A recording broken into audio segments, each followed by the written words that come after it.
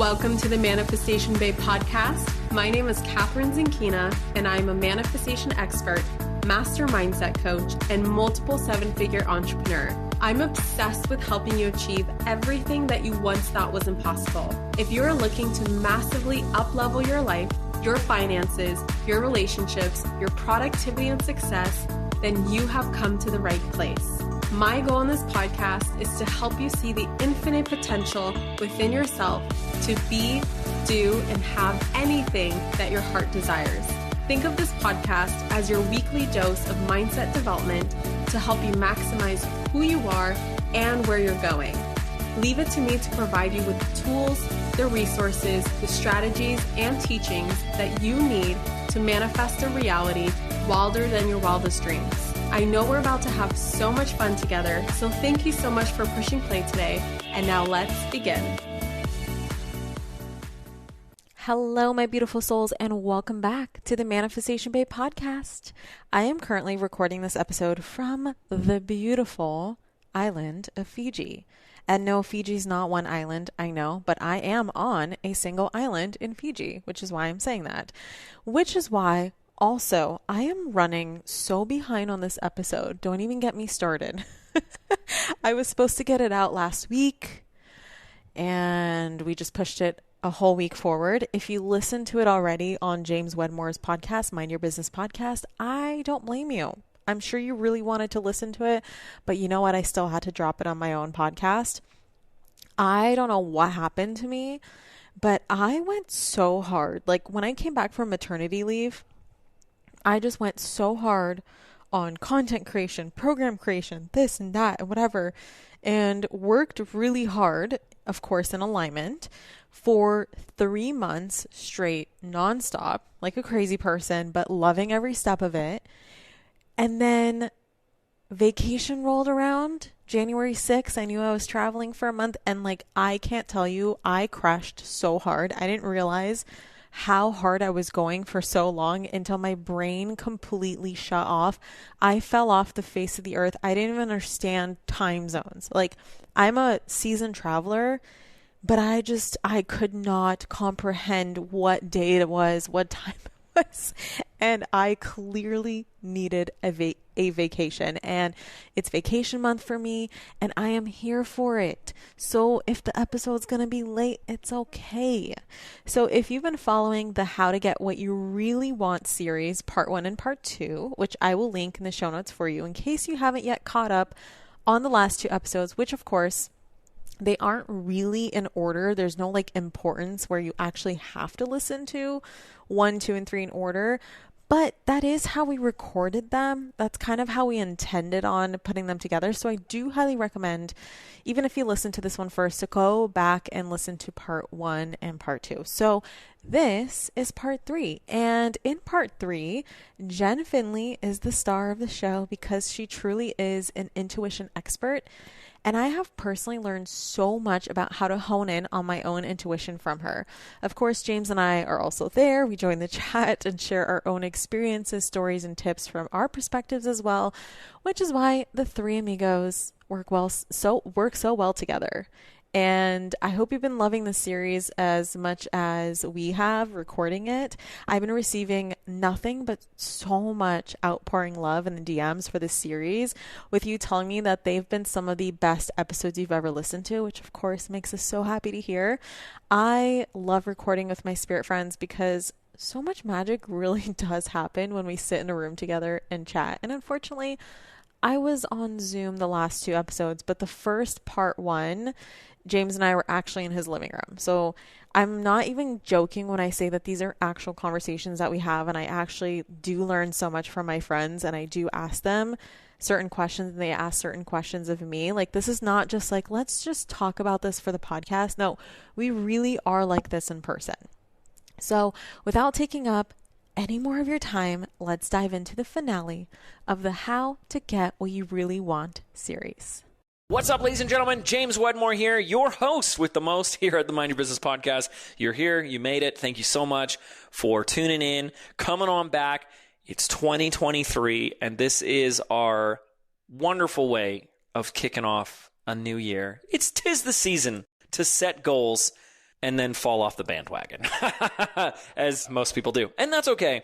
But we wanted to bring 3 powerful topics to you in this series: how to get what you want. Like, not how to want what you want, how to get what you want.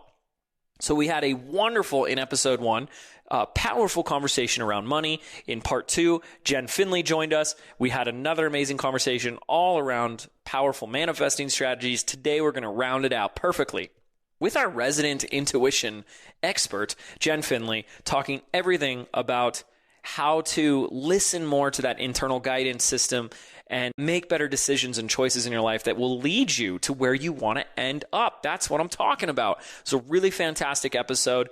If you haven't listened to the other 2, make sure to do that. It doesn't matter in what order, but they're all like beautifully complete as a set. That's why we did this as a series. It's wonderful. We had a blast recording these. There is also a workbook. If you haven't downloaded and grabbed your workbook, please make sure to do that right now. Just head on over to mindyourbusinesspodcast.com/workbook. Download it. Print it out. Take notes. Pen to paper, old fashioned. Best way to retain. Best way to go beyond the podcast and really begin to apply this in your life. You're talking to 3 amazing people. Yeah, I just clumped myself in there about some really important topics.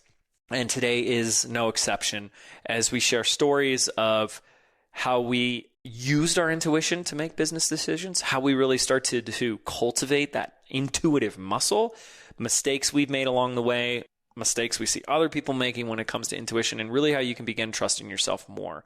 Now, that needs to happen, okay? It needs to happen. So let's get into this. What do you say? Without further ado, part 3 in our 3-part series, how to get what you want and more.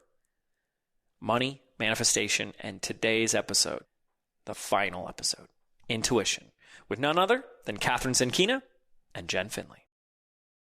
Ladies and gentlemen, welcome back to part 3 in our 3-part series, Money, Manifesting, and today, Intuition, with my special guests, Catherine Zenkina and Jennifer Finley. How's everyone doing? Super. Fantastic. So excited. Always excited to see Catherine. Intuition. Aww. I'm into it. I'm into it. But are you intuitive? I'm on a mission for some intuition. Here we go. There we go. All right. Where do we start here? We've done a great foundational episode with Jennifer talking about intuition, but I wanted us to have a dialogue, a 3-way. Trilogue. Trilogue. I'm encouraging this behavior. I blame myself. I've encouraged. Catherine isn't normally like this, and I'm allowing it. I'm always like this. What are you talking about? She's so much. Normally, she's very professional. She never jokes. She's no fun at all. I never say a bad word.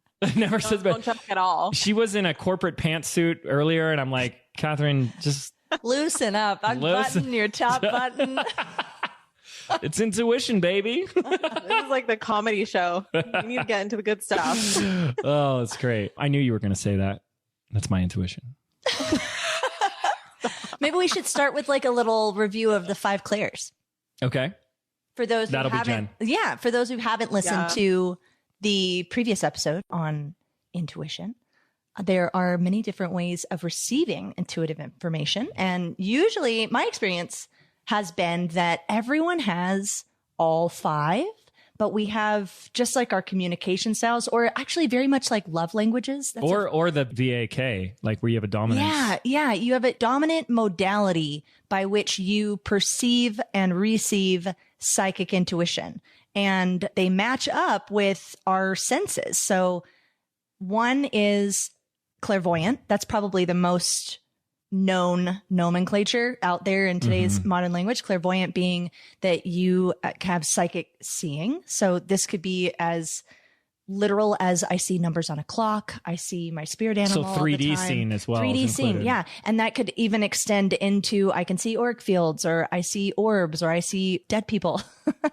Wait, that's considered clairvoyant if you just see numbers on a clock? So it's, if you think of it like a hierarchy, when you move from the body into spirit, or from form into formless, or from the 3D into 5D, your psychic intuition can evolve in the same way, like where it starts in a very three-dimensional, concrete way, like seeing numbers on a clock, or James finds hawk feathers on the ground everywhere we go. No, not everywhere. Not but everywhere, I have seen but a few, and that's been wow. Yeah. And my mom's someone that's her signal, is finding a feather on the ground. And so if you start with that, where you see the same word, or you see the same numbers on the clock, or you see the same symbol over and over, that can be a clue that you do have a level of clairvoyance, and you start to hone that skill into more of a psychic. But I think mode. that clairvoyance comes in with the interpretation and perception of that as going beyond a coincidence. Yeah. You know, and I think I don't know where I learned this, but when I started applying this, I thought it was really helpful, is the moment I see something like that, and it's like, it's what comes before and it's what comes after, because you also have that experience where like it kind of almost feels like a millisecond of pulling your attention towards it. You know what I'm talking about, right, Catherine? Because you're big on the numbers and the signs, where it's like, almost like did something guide my attention to this? I just happened to look up at that very moment, right? And I think that's where the magic part is. And then it's like, then the after part is the perception and level of awareness to say this goes beyond just mere coincidence. I just looked up and it's 1:11. But I like to do things where I'm like, what was I just thinking about? What were we just talking about? Mm-hmm. And what just happened? I was talking to Jill, little Jilly Phoebe. Jill Fubister. Little sissy Jill. And she was talking to me about some things with her business, and she's in the middle of a promotion right now. And she said a crow and a hummingbird are flying right over my car right now. Yeah. And she's like, and what we were just talking about, she's like, I think that means ba ba ba ba ba ba ba. Yes. I was like, yeah, that's really good. Yeah. So clairaudient would be psychic hearing. In the three-dimensional, this usually manifests as like you hear the same song, or you hear someone repeat the same three things to you over and over. So, if you heard it 3 times, then that's a signal. But it can also be that you receive guidance through hearing, which is my primary modality. I hear like a voice.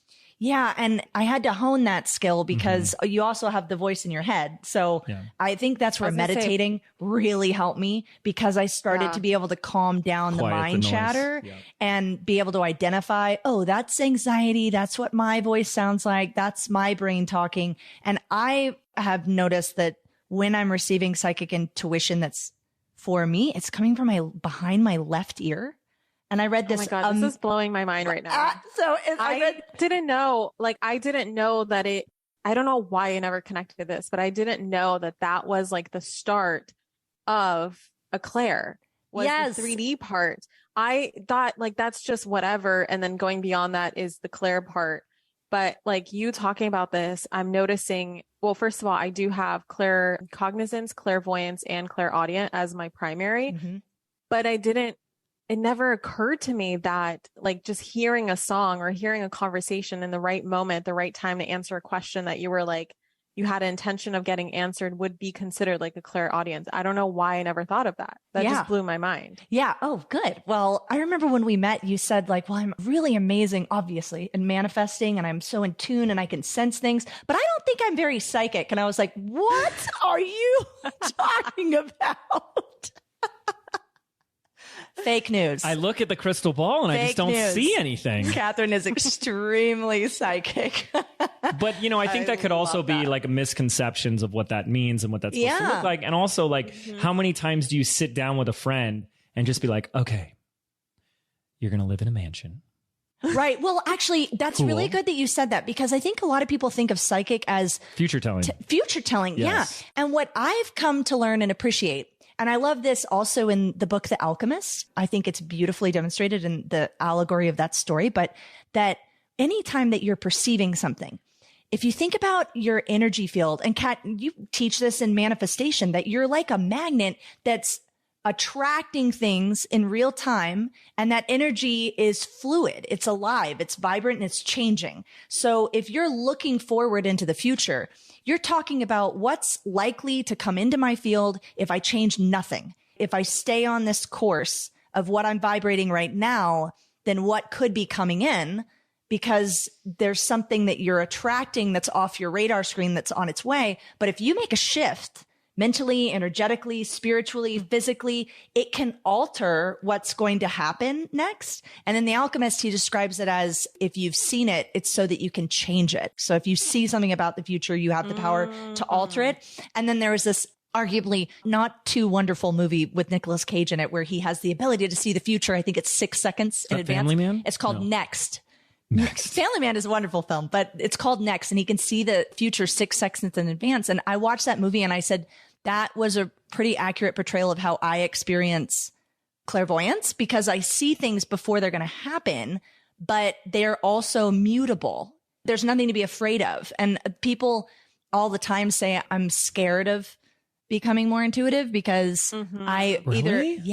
because if what if I look and I don't like what I see? And it's like, well, that's power. Then you can shift it. Wow. Ignorance is bliss, I guess. Catherine threw in claircognizance. That is psychic knowing. You don't know how you know, you just know. And then there's also clair olfactory. This one's so interesting. That's where you can smell things. Yeah. I have it happen a few times. I can smell jasmine in places where I'm supposed to live. That always happens. And then I can smell my grandmother's perfume, which is a discontinued Estee Lauder perfume. And everyone in my family every now and then will be like, I can smell Mary Jane. Isn't that crazy? Mary Jane. Mary Jane. Oh, no, that's not weed. like that. That's marijuana. No, that's my grandmother's name. Actually, her real name was Mary Florence, but she changed it to Mary Jane. That says something about her, maybe. Isn't that crazy, though? Yeah. Like Catherine, I mean, wild. And clairsentient, which is psychic sensing, being able to feel.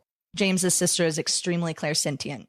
I've become more clairsentient over the years. Like I can feel energy a lot more. Like I can feel in meditation, like pressure on my third eye opening. I can feel like my seventh chakra. Catherine has that too, because we've been talking so many times and she's said like the hairs on my arm are standing up, or I just felt that in my body. And that's a level of clairsentient.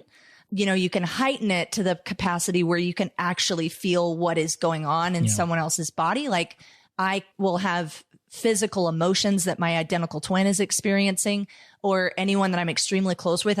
Sometimes I'll actually be feeling like their heart rate speed up, and then I'll reach out and say like, what's going on right now? My heart rate's really fast. And they're like, oh, I'm really nervous. I'm in a meeting, or my boss is upset with me. So that's a heightened level to be able to do it over spans of distance. But I think everyone has that experience of, I felt that in my gut, or I had a gut feeling, or I got chills when you said that. So I wonder if I'm more claircognizant or clairsentient, because it really is, it's a knowing, but it's a feeling knowing. And it feels like more in the gut, and it feels like a dropping in, sinking in the gut of like, yep.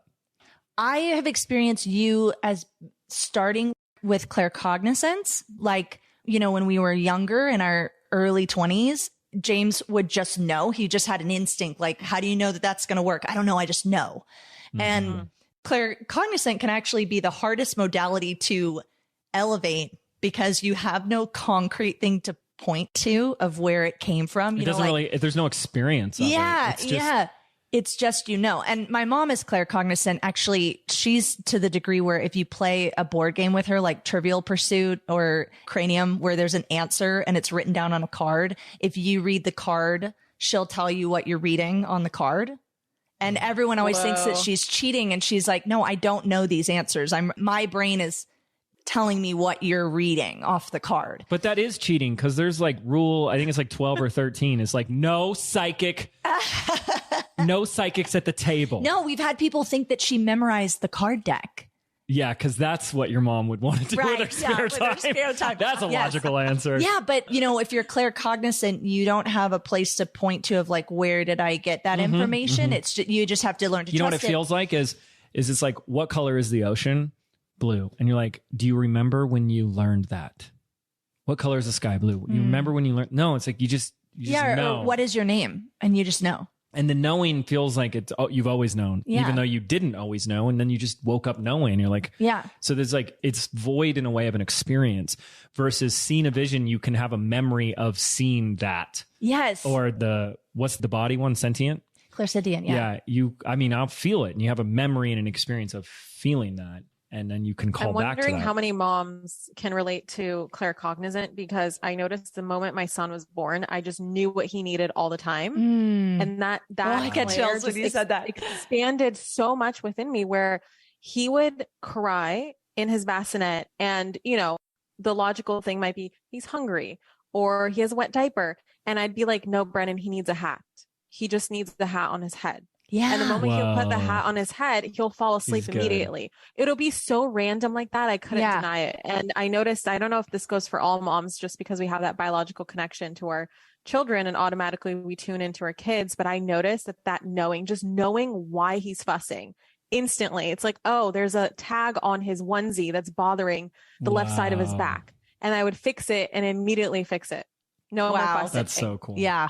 Yeah. So tell me, okay, I guess I understand that, but let's address that.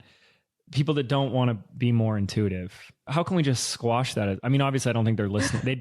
They wouldn't have pressed play on this episode, but I mean, they're afraid of the future. They're afraid of seeing something, but there's a couple of things we can say there, right? I mean, like the future is never certain as it is. Mm-hmm. And I can speak from experience. Yeah. When I was a kid, I used to have prophetic dreams over and over and over again. And one day I had this thought of like, what if I see someone I love die?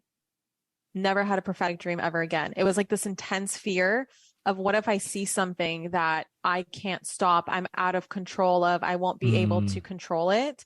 I think it's like a control thing. Cause I even mentioned this to Don Javier and I was like, I'm afraid of seeing something. And he's like, why? Did they tell you you're going to go to hell or something? I'm like, no, actually, I didn't have any of that religious programming whatsoever.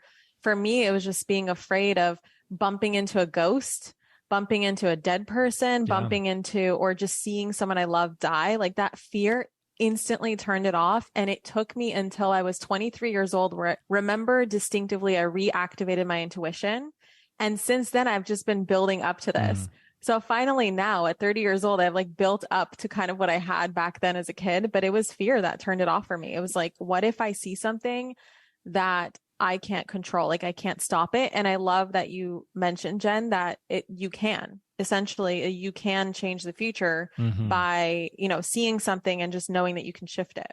Yeah. You know what they said? I always say they, cause sometimes I don't know who's talking back there. But when you said, I don't want to remember, oh, I accidentally said it just then. You said, I'm afraid I'm going to see something. And I heard because you already did, that happened in another life. You saw someone that you loved die in front of you and you don't want to remember that and all of the emotions that go with that.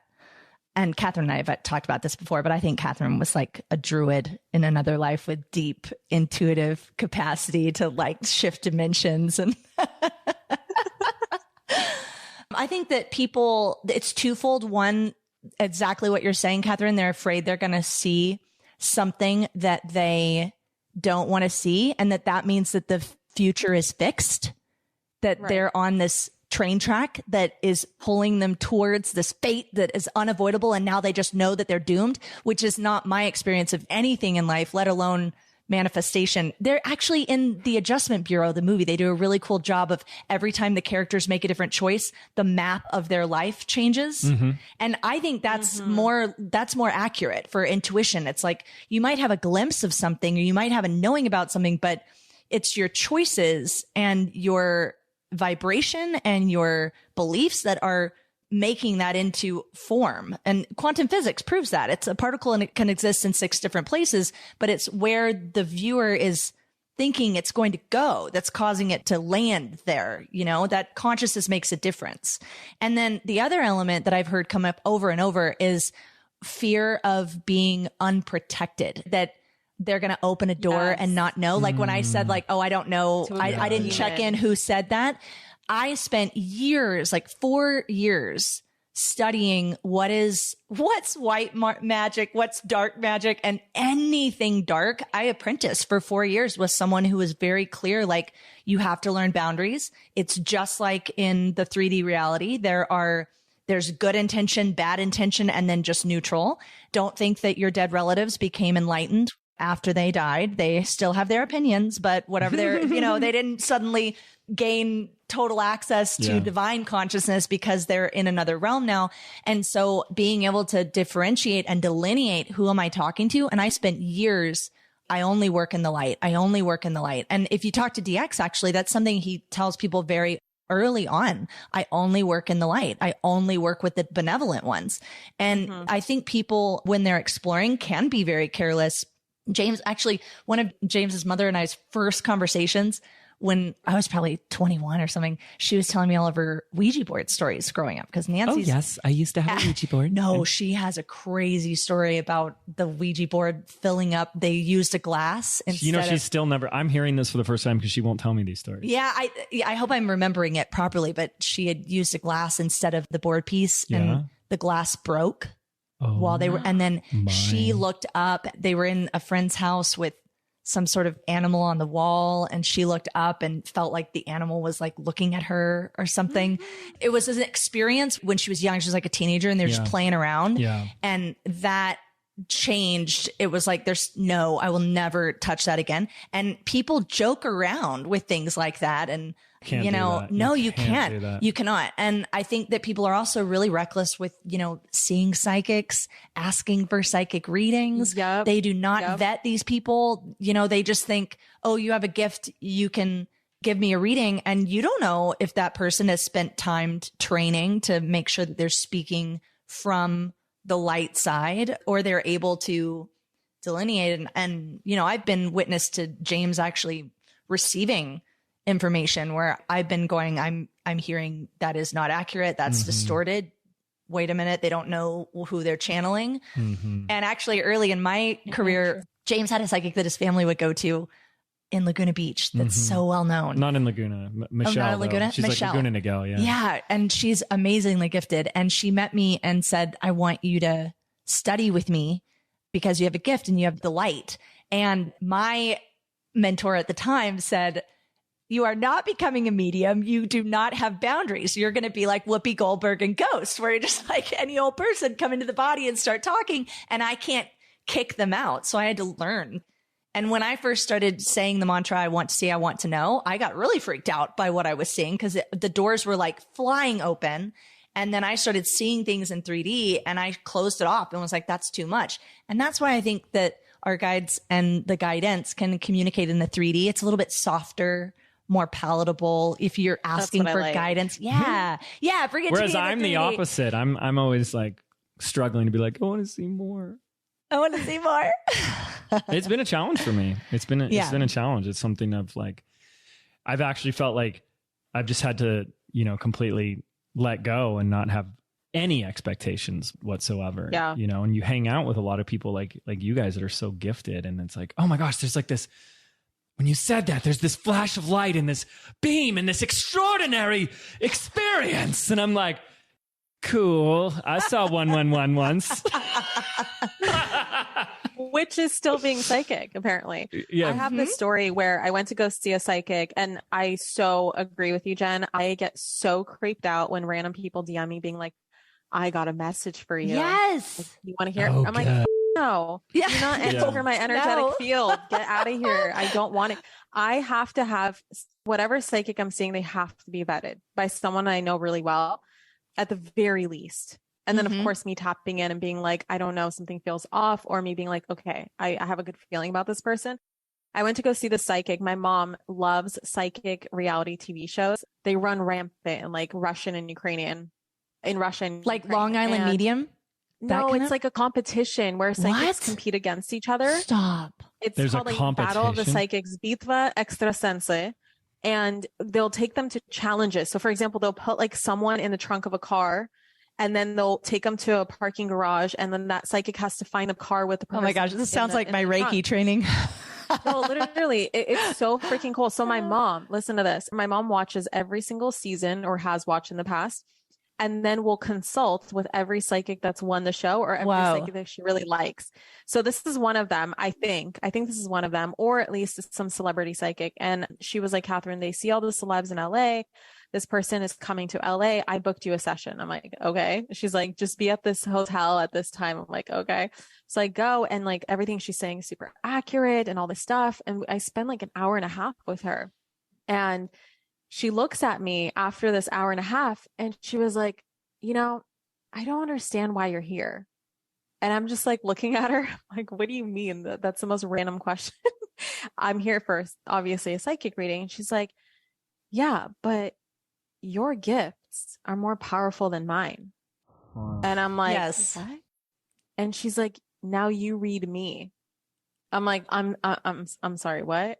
So of course, when I'm on the spot, I can't see anything, but somehow I was able to, she was like asking like, how many kids do I have? How many this? Where do they live? What do they do for a living? And somehow I was able, using claircognizance, just trusting the first, I was like, what do I have to lose? Mm-hmm. The session's over. I'm about to leave. Just trusting the very first answer that comes into my mind. And I would just say it and she would be like, ooh, close. It's actually this. Yes. Or she'd be like, yeah, spot on. Yes. And I'm like, what the hell? So I can totally relate to James as well, because I know that I have these gifts, but I've also like, I don't see myself at all on Jen's level. Like this is something very much that I feel like I'm still working on. I'm still cultivating. I feel like I'll go through waves where I get so much information, so many things, so many insights. I just know so much. And then there would be periods like months at a time where I'm just like, there's elevator music playing in my head. Like there's just nothing. There's absolutely nothing going on. And so a struggle that I have is like, how do I really cultivate it in a way where it stays consistent and just keeps growing and growing and growing and growing? Yeah. Instead of kind of going, on this roller coaster of up and down, getting a lot, not getting so much, getting a lot, not getting so much. Yeah. We talk about this on the intuition episode a little bit, because I'm a big believer in, it's not just about what do you do to make it stronger, but it's what do you not do to block it out?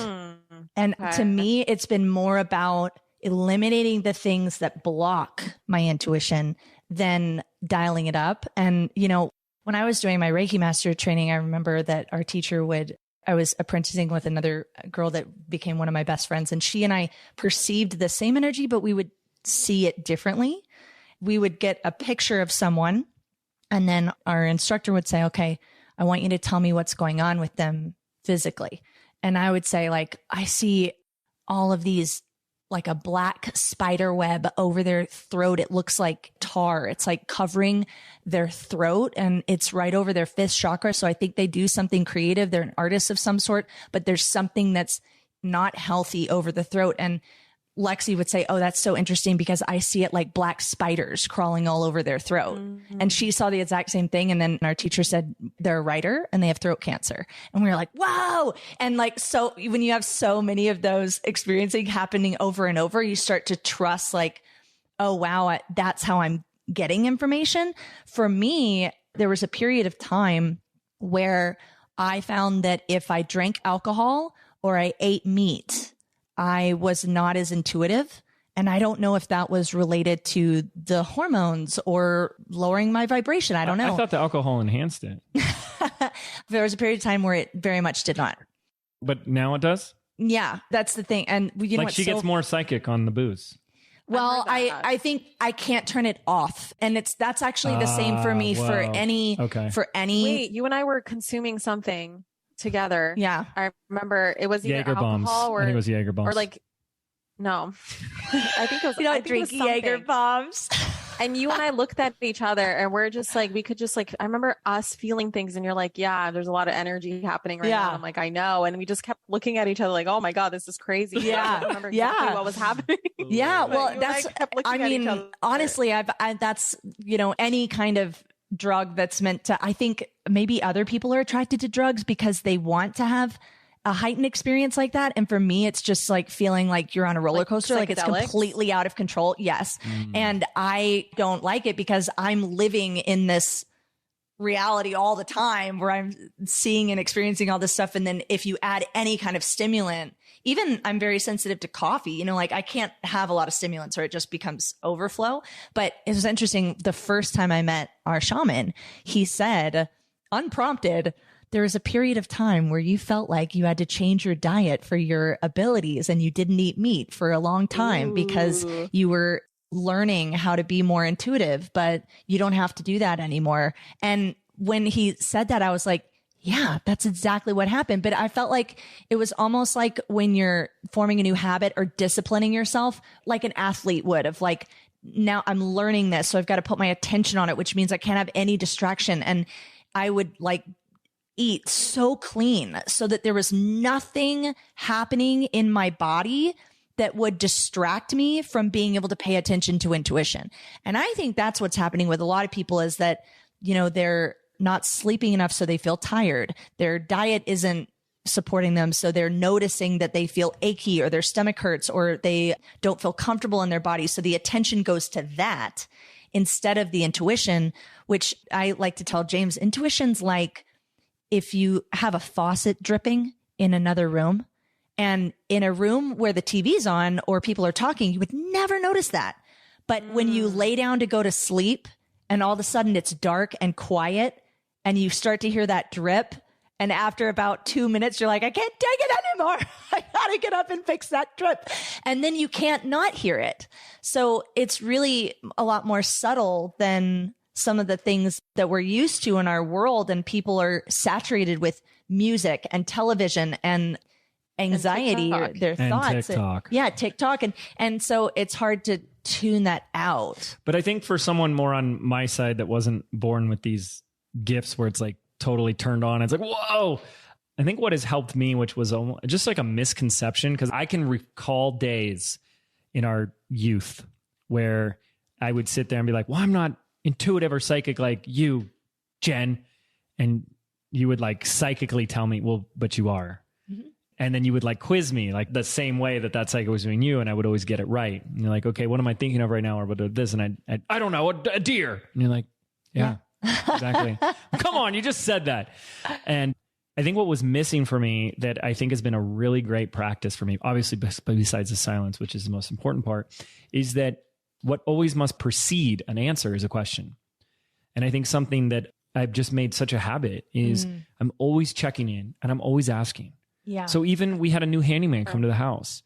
And when I reached out to them in the Facebook ad, it was like they were on a Facebook Marketplace ad. When they texted to confirm, and even when they showed up, I'm asking, you know, is there anything here I should be worried about? Are they going to be okay? Can I trust them? And I'm just asking these questions. I'm kind of just trying to feel like, is there anything, 1% of a danger spidey sense? And there wasn't. And they were here for 2 days. It was a husband and wife, and they were like wonderful, did incredible work. And that got to reinforce that, like, okay, that was good. But I'm just constantly asking those questions before we do anything. You know what blows my mind that I hear people ask you a lot, James? And Catherine, I don't know if anybody asks you this, but people will say, I love all this woo-woo stuff. How does it apply to business? That blows my mind. I'm like, you have to make choices. Have you listened to the podcast? But you're making decisions all the time in business. And I can't imagine not I don't know how you could. Intuition. I seriously don't know how you could. It's like my entire business is a result of an intuitive download. The entire concept came to me a very specific afternoon in my bedroom at my parents' house. Literally showed me, it's like, you're going to have a personal brand outside of network marketing. Wow. It's going to take off. It's going to be around manifestation, get to work. And I didn't leave my room until I built my website and my first course. That was like 7 days later. I literally didn't eat, didn't breathe, didn't sleep. I just like was typing away on my computer. I had to birth it in to, you know, into the 3D. And it all came from just that boom, just hit me like bam. And that became a business that's generated almost or over now $20 million since then. I don't know if Catherine's either going to love or hate this metaphor, but I feel like because it's constant cascading of decisions and choices constantly in business. So my metaphor pertaining particularly to Catherine, this is for you. I dedicate it to you.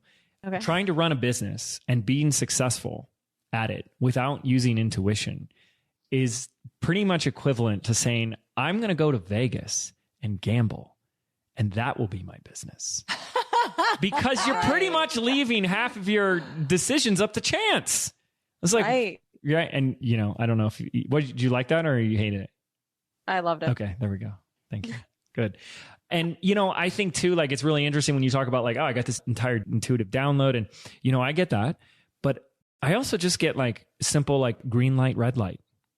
Yes. You know? Sure. So it's like a lot of times the decisions are very binary choices. It's like, should I do A or B? Should I go up or down, left or right, in or out? And so I will do a double confirmation. So how do you receive that?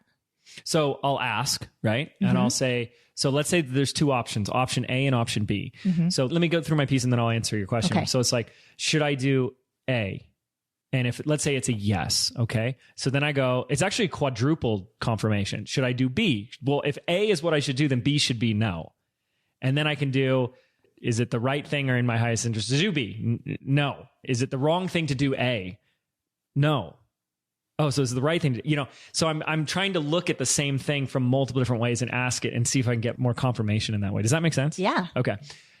I was going to say you're also a sacral generator in human design, and that's actually how sacral generators are supposed to make decisions. Is you ask a question, you say yes or no, and you immediately, with your gut, will know which one lights you up and which one doesn't. And that's It's just exactly another how way. it is. It's a feeling. Yes. Yeah. In the belly. I hear. Sometimes I'm hungry, but other times my belly is telling me yes or no. Mine is behind the left ear, and it's yes or I no. have that too. Wow. Really? I think Yes. it's behind my right ear. Catherine, Yeah. this was so cool. I read a book. This is a book that I found in a used bookstore a decade ago at least, and it was called Angels.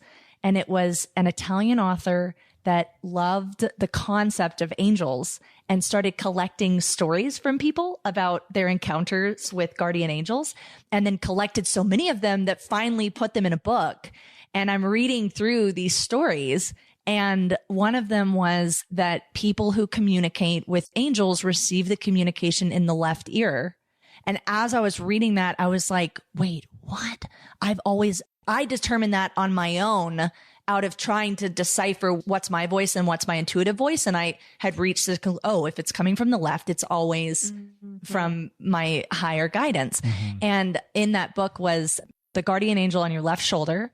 And that's where your guides protect you on the left, unless you're a priest, I think is in the belief of Catholic religion, is the guardian angels on the right.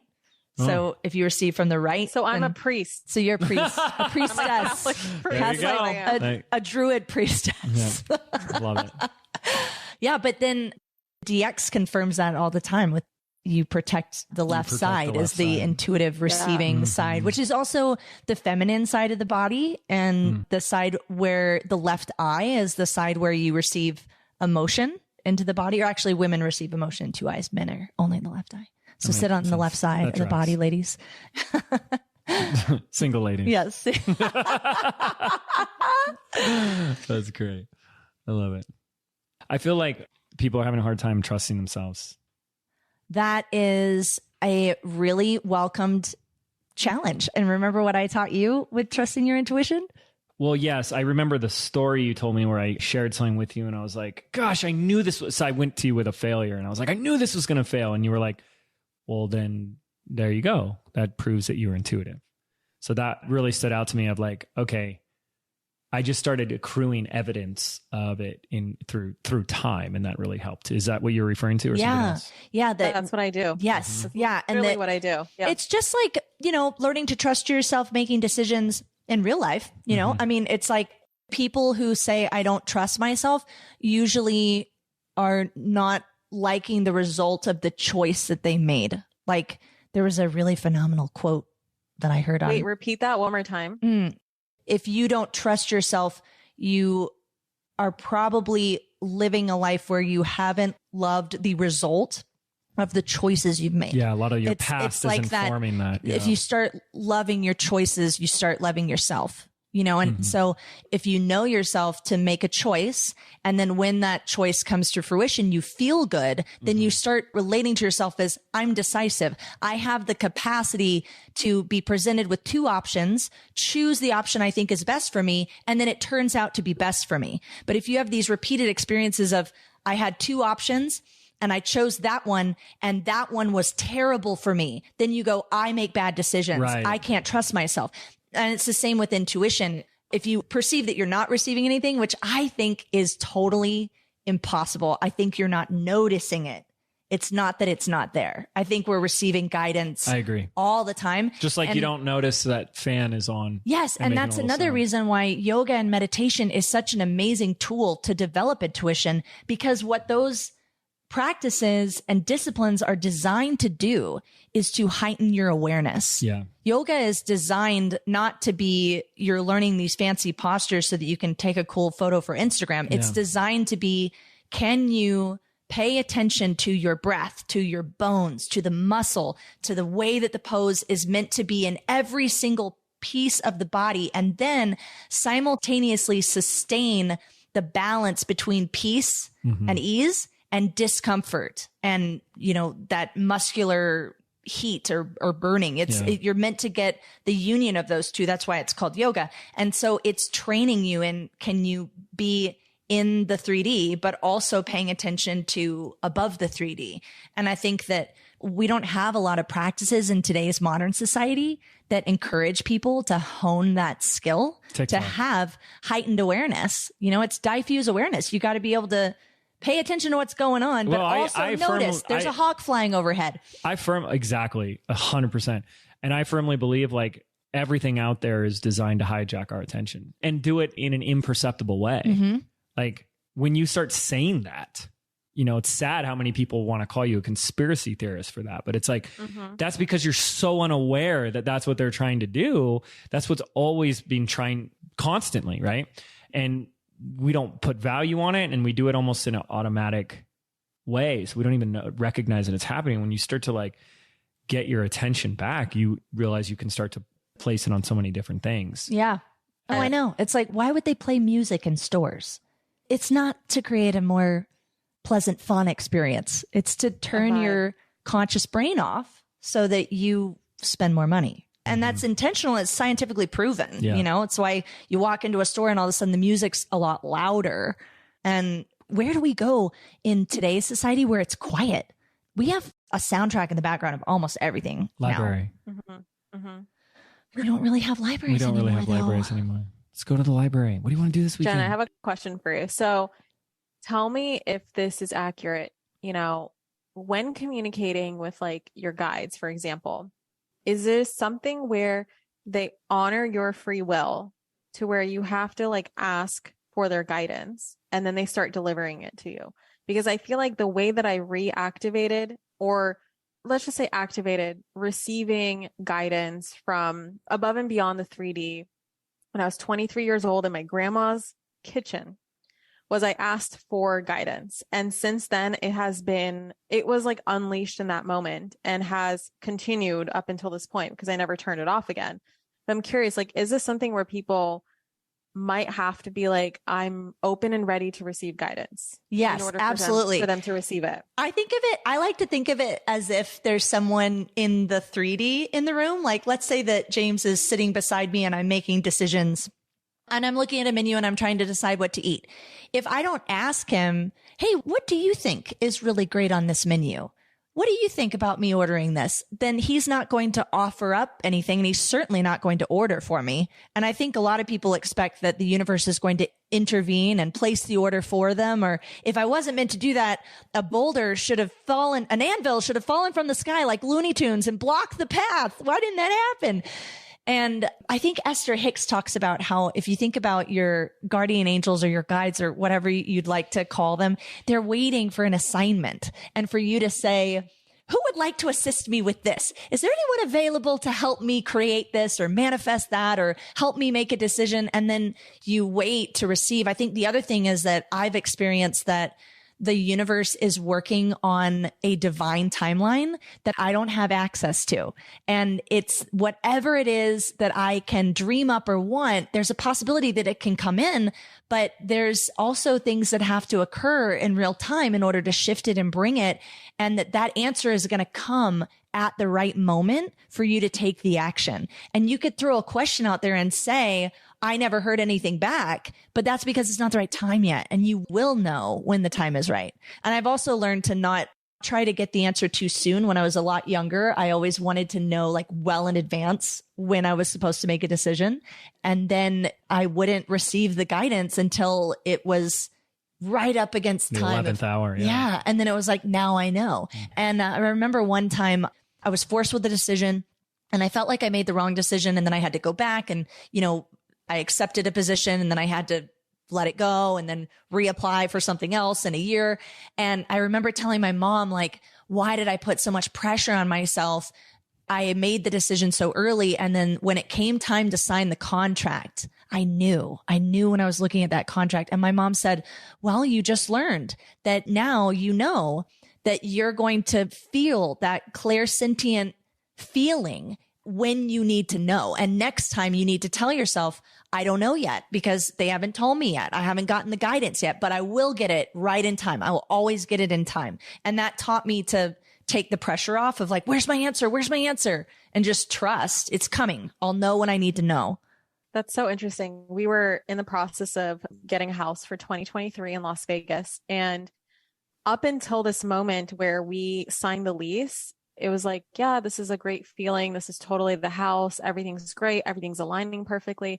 And then I remember this distinct shift when I signed the lease. I was like, this isn't going to work. It's just like this clear cognizance of this isn't going to work. Yeah.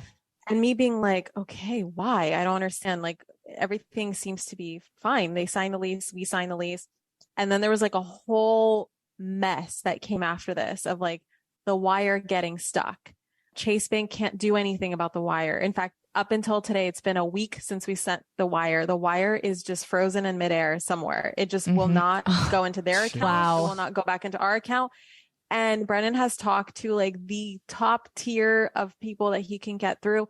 And they're like, there's nothing we can do. It's just stuck in midair. And so I'm like, I remember it with every little thing that would happen, just tuning in more and more into that feeling of being like, something isn't right. It's not going to work out. And I don't know why. I think that's a huge piece is like in those moments, like, am I going to try to keep forcing this?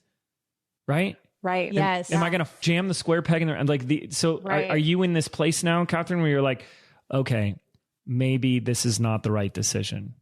Well, a lot of people ask me this all the time. They're like, does that mean that something is not meant for me? And I always say that like my intuition, when there's roadblock after roadblock after roadblock, like there has been with this house manifestation all year long. I've been trying to manifest this house and it just hasn't been working out. We got to almost the finish line. And of course it fell through. The owners really showed their cards and they're just like nasty people, just complete assholes. And I always remind myself and my students, like, roadblock after roadblock doesn't mean, like, a lot of people get into this belief that what they want isn't meant for them. And I say, no, it just means that the how to get there is not that way. There's another way that it's going to unfold. That's right. So a lot of people give up being like, oh, I guess, the launch didn't go well. I guess I'm not meant to be in business. It's like, well, if you really desire to be in this business, if you really desire to help people and serve people in this certain way, you're meant for that. It just might not be that program. It might not be those people. It might not be that price point. I mean, there's so many variables that you just have to persist with and be open to receiving intuitive guidance around another solution to eventually get to the end result. It doesn't mean that the end result isn't meant for you. And I think a lot of people confuse that. And that's what gets people to quit way too early. So and they just belie that. They just believe that too. It's just like, and it's like so convinced. And it's like, wow, it's like, I think you just sugar-coated failure. I think you just made failure sound like a good thing.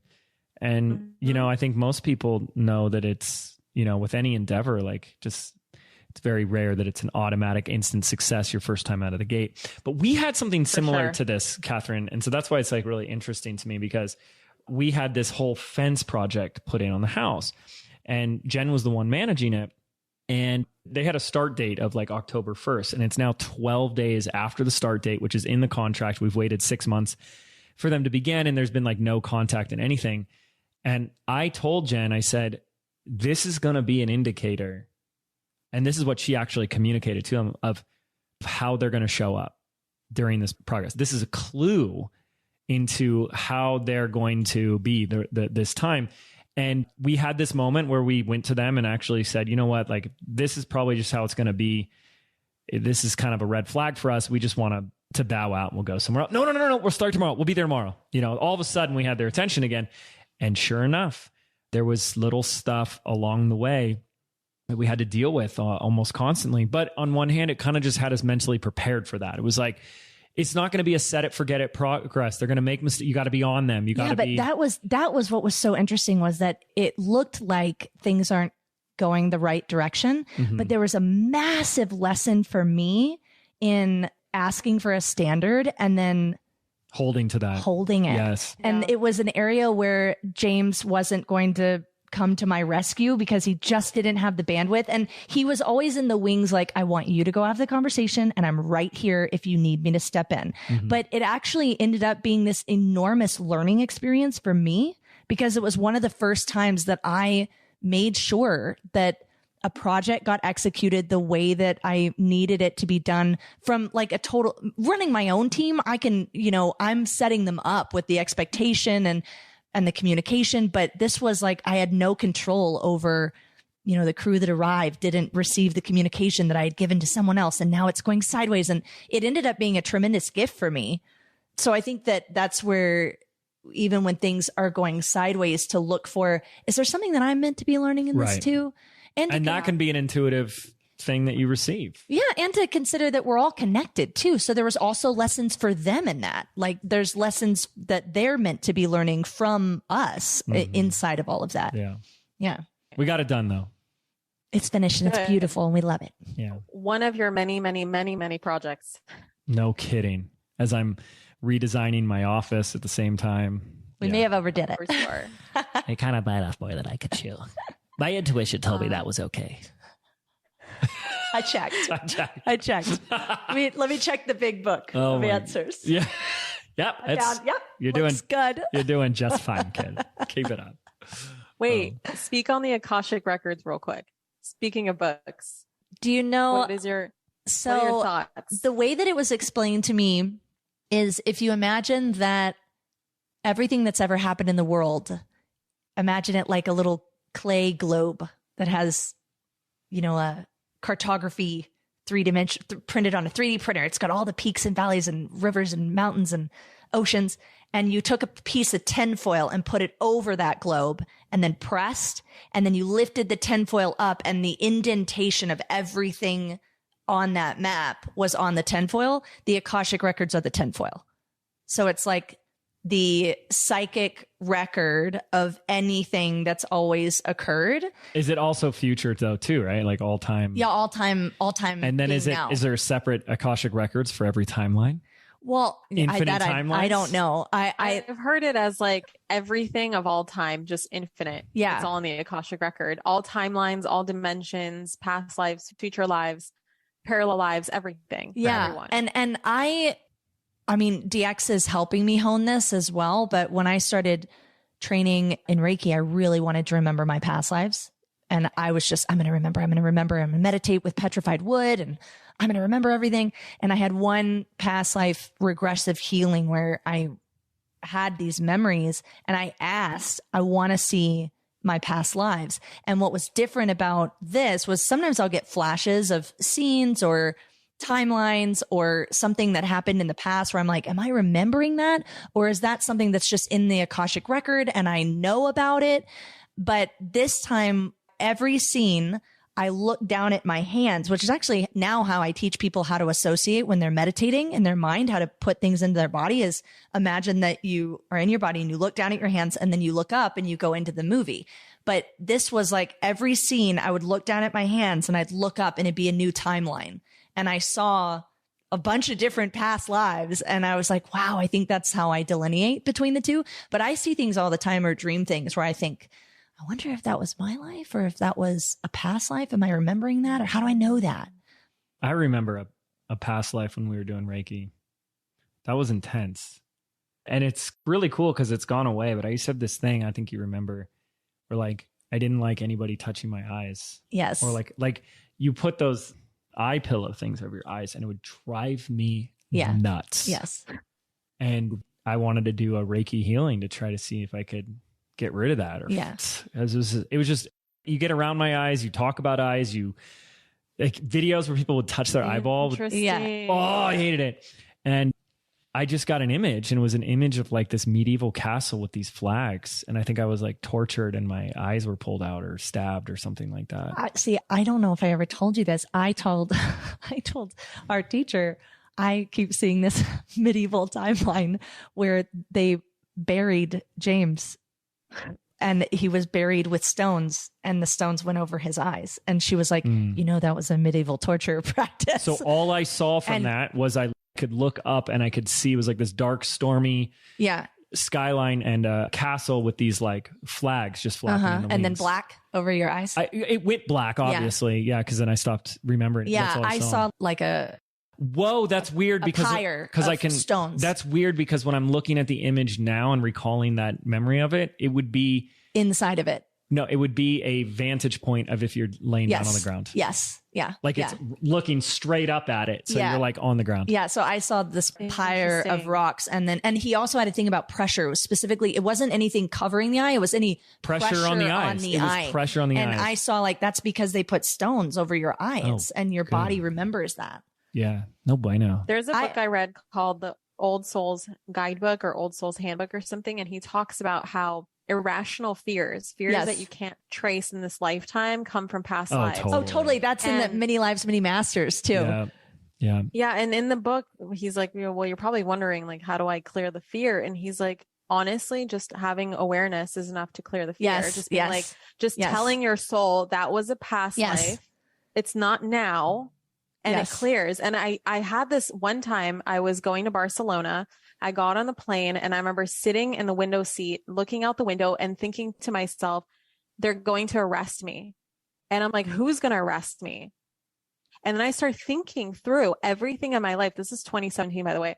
Up until this point, like I just started Manifestation maybe the year prior. And I'm thinking to myself, I paid my taxes, like going through the list of what could I possibly get arrested for? And I'm like, someone's going to out me on something. I'm like, okay, are there any secrets that I've told to anyone? Am I holding any secrets? Is this even making sense? And then I realized, I think I read that book right before this happened, or maybe months later, because this fear followed me around for a little bit. And then finally I read that book and I'm like, okay, soul, this is not this lifetime. It's a past life. I'm pretty sure I got arrested in the past life for something. It has nothing to do with this lifetime. I didn't do anything wrong. And as soon as I said that, never felt that fear again. Never had that fear. I remember telling our Reiki teacher, I think I drowned in a past life. I have all these memories of me drowning, but I'm not afraid of water. I love water. I can be submerged in water. I can scuba dive. I've got no problem with water, but I have memories of me drowning. Shouldn't I have some sort of fear about water? And she just said, well, you're complete about it. And I think that's the key, is you get complete by saying, this is the past. This is now. I release that from where it came with peace and love. And I declare this complete. And then it's done. Yeah. It blew my mind. It was so helpful. I recommended that book to everyone because I realized, I started to delineate inside of MBA. I'm like, okay, there's core fears, core beliefs that you picked up in this lifetime. There's generational beliefs that come from, your lineage, things that you've heard passed down to you, whatever, in your DNA. And then there's the irrational fears. And I'm like, those are past life fears. Yeah, and here's how you clear them. And it just like, it works. It's magic every time. I love that. What is some things we can give people as homework to take away and increase their intuition? I'm going to challenge everyone to apply their intuition to a decision they have to make in their business this week. I love that. Honestly, like going back to how this all started for me, I remember making these. Well, first of all, I heard this voice from my right side ask me, Catherine, who are you living for at a Tony Robbins event? And I remember writing it down in my notebook and just being like, okay, who am I living for? Every day after, I think that came like day one of the event, and it's a 4-day event. Every day that voice got louder and louder and louder and louder. And I'm like, until I was like, Catherine, who the F are you living for? And I remember answering in my journal, everyone but myself. Wow. So that led me down this series of making decisions. And just from the space of like, if life was for myself, what would I decide? And I realized I don't want to go to medical school. So that's like me living for my parents. I'm in this relationship that I don't want to be in. That's me living for this person. And I don't want to live in Seattle anymore, or around Seattle. It's actually Gig Harbor, Washington. If any of you guys are familiar with that little town south of Tacoma or east of Tacoma, I don't know directions, somewhere near Tacoma. And I realized like nothing's holding me back there. I need to go to LA. I want to go to LA. LA is my home. I've been dying to move back to LA. So I made this series of decisions. And of course, I felt crazy because the next week I told my parents I'm not going to medical school. I broke up with my boyfriend and I'm like, I'm moving to LA. And I remember freaking out and just being in my grandma's kitchen.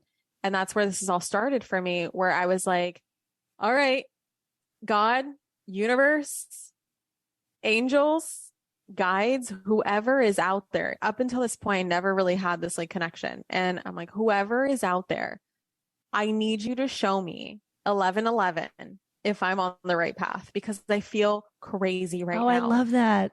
My best friend texted me. She's like, I'm here. And so of course that left my mind. I'm like, oh, I got to get ready. She's here. I have to go outside and meet her. And I'm grabbing a glass of water and I start chugging it. And I look at the time on the microwave in my grandma's kitchen and it's at 11:11. Wow. And I was like, whoa, whoa, whoa, whoa. So my homework is for the people who have been experiencing some silence or haven't experienced much guidance to pick a sign of some sort and just ask to see it. Connect it to something. It could be like, am I making the right business decision? If so, show me this. Or am I on the right path? Show me that. That's where it all began for me. And I still use that to this day. Now, I think that a lot of people get into this reliance on signs a little too much sometimes. And I encourage people to, at a certain point, like if you're not making a decision because you're waiting and waiting and waiting and waiting and waiting for a sign, you already know what you want because you already know what sign you want. Like, you know that you want to have the sign to approve of this decision, or you want to not see that sign to tell you not to make that decision. So obviously, like eventually you want to go into relying on your intuition when you have that trust. But up until that point, start asking for something tangible. I really love that you mentioned the clairvoyance being that 3D tangible, because that's how it started for me. It was seeing owls. It was seeing a map of the world. It was like these signs that kept popping up. And then I just connected them to things. I'm like, and I started connecting numbers to have certain meanings. So for example, 111 means you're focusing on the wrong thoughts. So make sure you're focusing them on whatever it is that you want to manifest. 222 was don't worry, you're on the right path. And I always saw it when I was worried. Always. Like Wow. As soon as I started worrying or stressing about something, I would see 222. 333 was like you're being guided by the ascended masters, right? Jesus is right next to you. Buddha's to your left, Jesus is to your right. And 444 was angels are all around you. 555 was when major transformations would happen in my life. And right when I was on the cusp of a major transformation. So I just started connecting and creating like this language with the universe. And if you're someone who needs something tangible like that, just start playing around with the 3D and just see what happens in the 3D. And then that will encourage you and allow you and excite you to move on beyond that, 4D, 5D, whatever. Yes, I love that. And that mantra, I want to see, I want to know. I really believe that the universe opens itself to us to the degree in which we invite it. There has to be an invitation of, I want to be communicated with. I want guidance. I want to see things. I want to hear, however you want to receive it, put that out there as an intention and invite the communication in. And then pay attention. Pay attention.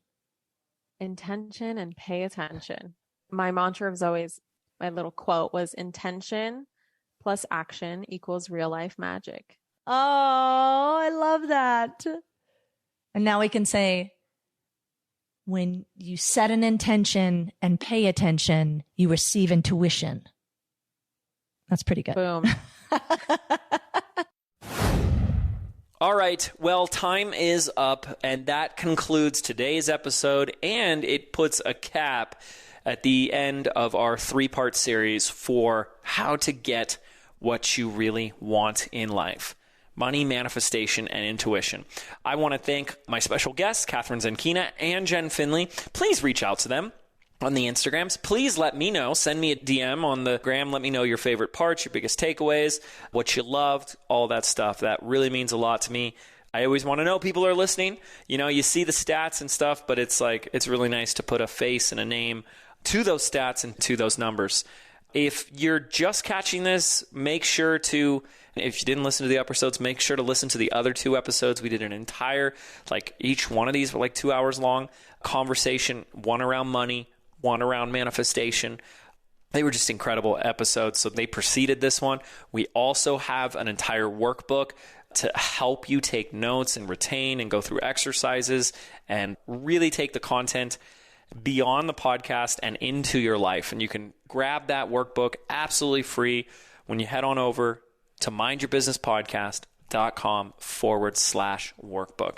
And again, I just want to thank you so much for tuning in, for listening, and making it all the way to the end of the episode, of the series. That's pretty awesome, and I really appreciate that. So thank you so much, and we'll see you next time here on the Mind Your Business Podcast. Thank you so much for tuning into today's episode. If you absolutely loved what you heard today, be sure to share it with me by leaving a review on iTunes so that I can keep the good stuff coming your way. If you aren't already following me on social media, come soak up the extra inspiration on Instagram by following @ManifestationBabe or visiting my website at manifestationbabe.com. I love and adore you so much and can't wait to connect with you in the next episode. In the meantime, go out there and manifest some magic.